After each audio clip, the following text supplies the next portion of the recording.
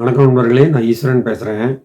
இப்போ சிங்கப்பூரில் சில குற்றச்செயல்களுக்கு அவங்க கண்டிப்பாக பனிஷ்மெண்ட் கொடுப்பாங்க. அது லீனியன்ஸே காட்ட மாட்டாங்க. உதாரணமாக போதைப் பொருள் கடத்துறாங்கன்னு வச்சுங்களேன். யாராவது இந்த குறிப்பிட்ட குவான்டிட்டிக்கு மேலே கடத்தினாங்கன்னா அவங்களுக்கு மரண தண்டனை நிச்சயமாக பை டிஃபால்ட்.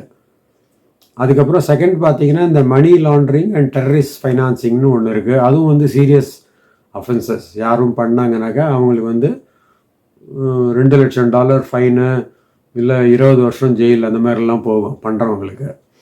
அதுக்கப்புறம் மூணாவது பார்த்தீங்கன்னா, இந்த நார்மல் க்ரைம்ஸ் தான், இந்த ரேப்பு, மர்டர், அந்த மாதிரி ரெகுலர் க்ரைம்ஸுக்கு அதுக்கெல்லாம் லாங் ஜெயில் சென்டென்ஸ் கொடுப்பாங்க. 20 இயர்ஸ் அந்த மாதிரி, plus 24 strokes of the can அந்த மாதிரி கொடுப்பாங்க. பிரம்படி எல்லாம் கொடுப்பாங்க.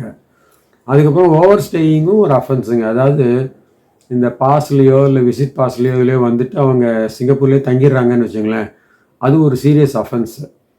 ஸோ அதையும் டாலரேட் பண்ண மாட்டாங்க. அதுக்கப்புறம் கடைசியாக பார்த்தீங்கன்னா, அந்த நேஷ்னல் சர்வீஸ்னு ஒன்று இருக்குது சிங்கப்பூரில். தேசிய சேவை, கம்பல்சரி மிலிட்ரி சர்வீஸ் எல்லா ஆண்களும் பண்ணியாகணும், செகண்ட் ஜென்ரேஷன் ஆண்கள்லாம். ஸோ அந்த மாதிரி அவங்க பண்ணாமல் அவாய்ட் பண்ணாங்கனாக்கா that is an offence. They can be arrested for that. So இதில் ஒரு நபர் இருக்காருங்க. அவர் சைனாலேருந்து வந்தவர். யோ சியா ஹவ் அப்படின்னு பேர். யோ சியா ஹவ் அப்படின்னு. அவர் ஒரு 2014 பிஆர் வாங்கிட்டார் சிங்கப்பூரில். அதுக்கப்புறம் ஒரு 2016 வாக்கில் அவருக்கு அந்த என்எஸ்க்கான லெட்டர் வந்திருக்கு கவர்மெண்ட் கிட்டேருந்து, மினிஸ்ட்ரி ஆஃப் டிஃபென்ஸு, இந்த சிஎம்பிபின்னு சொல்லுவோம், சென்ட்ரல் மேன் பவர் பேஸ். அதில் அவங்க ரெஜிஸ்டர் பண்ணிக்கணும்னு சொல்லிட்டு லெட்டர் வந்திருக்கு. இந்த பையன் ரெஜிஸ்டர் பண்ணல. அவன் என்ன பண்ணிட்டான், 2020 வாக்கில் ஈ லெஃப்ட் சிங்கப்பூர் ஃபார் சைனா. படிக்கணும், டிகிரி பண்ணணும்னு போயிட்டார். ஸோ இந்த மாதிரி, அதாவது இந்த ரெஜிஸ்ட்ரேஷன் டேட் வந்துருச்சுன்னு வச்சுங்களேன், அப்போ நீங்கள் நாட்டை விட்டு வெளியில் போனோன்னா ஒரு டாக்குமெண்ட் வாங்கணும். நீங்கள் எக்ஸிட் பர்மிட்னு பேர் அதுக்கு. அதை நீங்கள் அப்ளை பண்ணி வாங்கணும். அதுக்கு $75,000 வரைக்கும் நீங்கள் பாண்டு பணம் கட்டணும். கட்டினா தான் அவங்க கொடுத்தாலும் கொடுப்பாங்க. ஸோ அப்படி நீங்கள் திரும்பி வரலன்னா அந்த பணம் போயிடும். அந்த மாதிரி இருக்குது. ஸோ இவர் எதுவுமே அதெல்லாம் இவருக்கு தெரியல போல இருக்குது. அவர் பாட்டில் ஃப்ளைட் பிடிச்சி போயிட்டார். அதுக்குள்ளே இவங்க லெட்டர்லாம் அனுப்பிச்சிருக்காங்க, இந்த மாதிரி என்எஸ் வந்திருக்கு உங்களுக்கு, பண்ணிங்கன்னு. ஒன்றும் ரெஸ்பான்ஸ் இல்லை.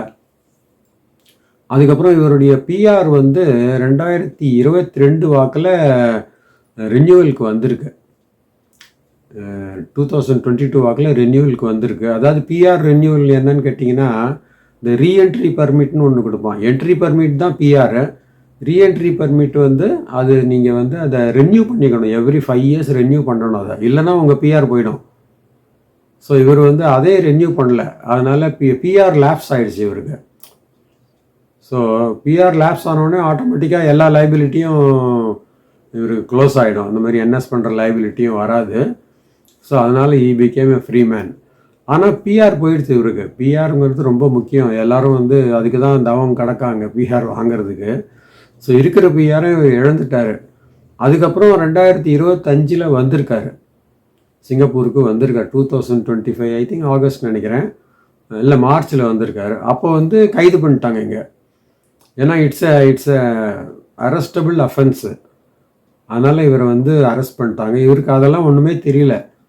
கெஞ்சராரு போய், ஐயா எனக்கு ஒன்றும் தெரியாது, என்னை விட்டுருங்க, நான் படிப்பு முடிச்சுட்டு நான் ஜாயின் பண்ணலாம் என்எஸ்ல அப்படின்னு சொல்லிட்டு தான் நான் இருந்தேன் அப்படிங்கிறாரு. ஆனால் இது அவ்வளோவா நமக்கு ஒரு கன்வின்சிங்காக இல்லை. ஏன்னா என்எஸ்ஸை பற்றி எல்லா ஆட்களுக்கும் தெரியும். பண்ணுறவங்க இல்லை அவங்க பேரண்ட்ஸு, அவங்க எல்டர்ஸ் யாரும் இருந்தாலும் they all know about the significance of NS and importance of NS. So just like that எனக்கு ஒன்றும் தெரியாதுங்க விஷயம் அப்படின்னு சொன்னால் ஒத்துக்கவும் மாட்டாங்க கவர்மெண்ட்லேயும். இப்போ இவர் எக்ஸிட் பர்மிட்டும் வாங்கலை, அந்த பணமும் கட்டலை, அப்புறம் எந்த விதமான தகவலும் கொடுக்காம போயிட்டார் நாட்டை விட்டு. ஸோ இதெல்லாம் பிஆரும் இதுவாகிடுச்சு, லேப்ஸ் ஆகிடுச்சு.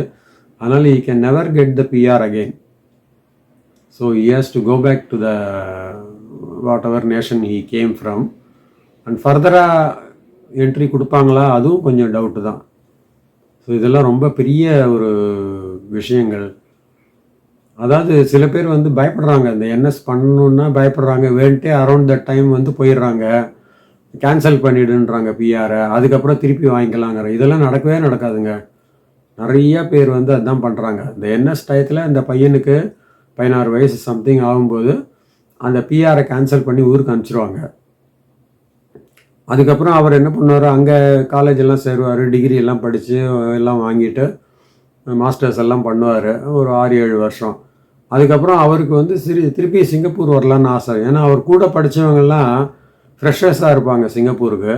ஸோ அவங்க வந்து சிங்கப்பூருக்கு வருவாங்க வேலை தேடி. ஸோ குவாலிஃபைடாக இருந்தால் கண்டிப்பாக கிடைக்கும் அவங்களுக்கு.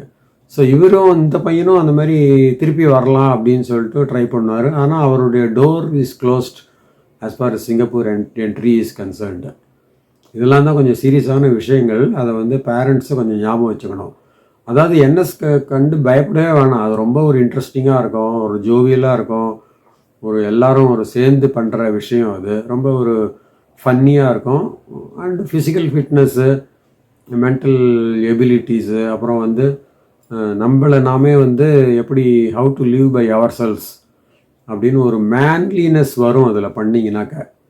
அதனால் அதை வந்து யாருமே வந்து ஒரு ஒரு குறையாக கவனிக்கணும். நமக்கே என்ன வார்த்தைன்னா, இந்த என்எஸ் லைபிலிட்டிம்பாங்க. இட்ஸ் நாட் அ லைபிலிட்டி என்ன கேட்டால். அதான் இவங்க சொல்கிறது வந்து வேர்டு என்எஸ் லைபிலிட்டி அப்படிம்பாங்க. என்எஸ் பண்ண வேண்டிய கடப்பாடு இருக்கும்பாங்க. அஃப்கோர்ஸ் அதுக்கு வேறு வேர்டு இல்லை போல இருக்குது. NS is an asset, it's not a liability. அதான் நம்ம சொல்ல விரும்புகிறது.